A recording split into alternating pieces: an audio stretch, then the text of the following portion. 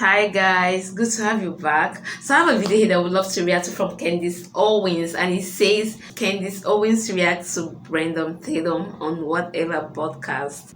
A few weeks ago, I went out to California, not a place I like to spend a lot of time in, but I did the Whatever podcast where I sat around with a bunch of sex workers and tried to understand their perspectives and actually walked away feeling more affirmed in my own than I had ever been before. That aside, my dear friend, Brandon Tatum, you guys know Brandon, he's a former police officer who does a lot of great work in podcasting, recently appeared on the Whatever podcast, and he had a very interesting perspective, and I think that the women around him really appreciated his perspective. I haven't been able to watch all 5 hours of it, just from what I've seen of the clips circulating. He did a wonderful job, but a very interesting perspective on why hot girls are crazy. Take a listen to what Brandon had to say. When you're young, you don't care. You just, all the hot chicks, you want to get with them, especially if you weren't raised right. You know, you get into this idea of this modern culture and you get confused and you want to sleep with women because of their looks. When you become a mature man, you want peace. Yeah. That means more to you, someone who's agreeable. Because you can have a hot chick and she's a pain in the rear.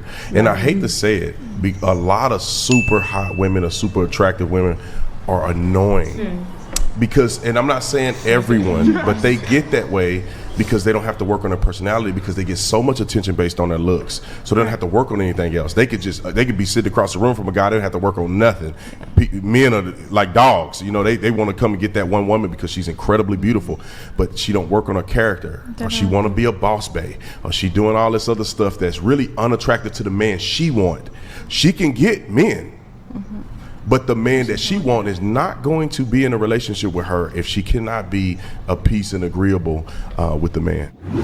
I thought it was a very interesting take, and I think it's one that I very much agree with, and I would love to hear what other men have to say and what other women have to say in the comments, because we talk about this a lot on the show, and sometimes I get bad headlines because of it, but asking why there are so many women that are so desirable and so beautiful and so hot that are in Hollywood that are chronically single.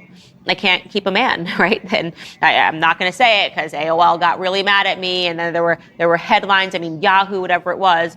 All right, fine, I probably will say it, but I talked about that phenomenon of Taylor Swift, right? She's so wonderful. She's so amazing. Everybody knows she's a god and she's a goddess, and everybody should just be falling over themselves. Why hasn't anyone married her yet, right? Why is Emily Ratajkowski divorced, right? Why is Kim Kardashian on her fourth marriage and have no prospects, her fourth failed marriage and has no prospects?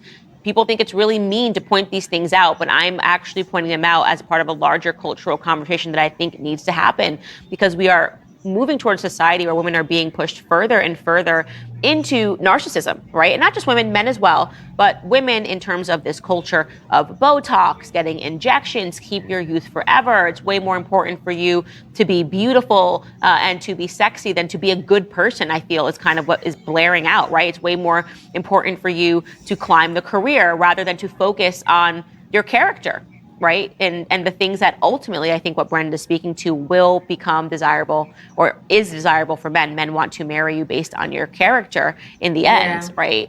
They might instantly look at you and think you're hot and they might want to sleep with you. When they're looking for a long-term partner and they want to establish a family with somebody, what is it that women are bringing to the table? People are very perplexed and frustrated by the fact that I talk about this so often on the show, that I am interested in discussing these toxic aspects of modern feminism, which, by the way, is not feminism at all, despite the fact that they call it feminism. That is telling women to just lean on other women, to be in a girl tribe, just hang out with other girls and F guys, you know?